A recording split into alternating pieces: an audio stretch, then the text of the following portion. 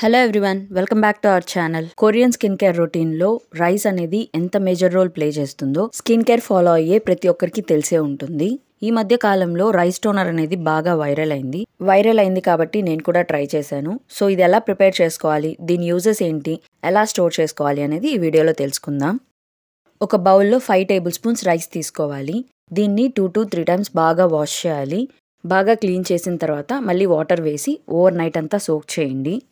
Next day morning దీన్ని mixie జార్లో వేసి బాగా గ్రైండ్ చేయాలి. గ్రైండ్ చేసిన తర్వాత వచ్చిన దాన్ని స్ట్రైనర్తో ఫిల్టర్ చేసుకోవాలి.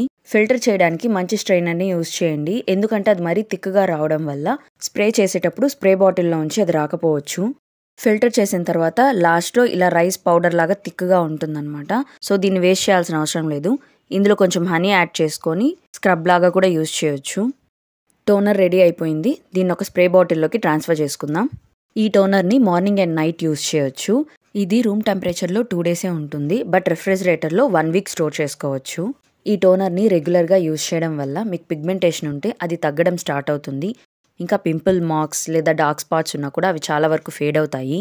పోర్స్ని మినిమైజ్ చేస్తుంది, స్కిన్ టోన్ని ఈవెన్గా ఉంచుతుంది, ఇంకా మన స్కిన్ని బ్రైట్గా గ్లోయింగ్గా చేస్తుంది. మీరు కూడా ట్రై చేసి ఎలా ఉందో కామెంట్ సెక్షన్లో చెప్పండి. ఇలాంటి మరిన్ని వీడియోస్ కోసం మన ఛానల్ని సబ్స్క్రైబ్ చేసుకోండి. నెక్స్ట్ వీడియోతో మళ్ళీ కలుద్దాం. Thank you for watching.